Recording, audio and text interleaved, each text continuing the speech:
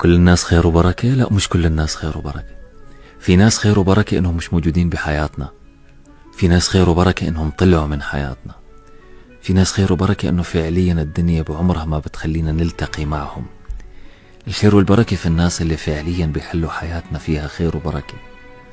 الخير والبركة هم الناس اللي فعليا لما يدخلوا حياتنا بنحس في خفة الروح، في انه حياتنا صار لها لون، في انه صار في عنا طموح قوي جدا نقدر نسعى عليه. نحس انه احنا اهدافنا كل مالها عم تكبر، فضائنا عم بوسع ما عم بيصغر.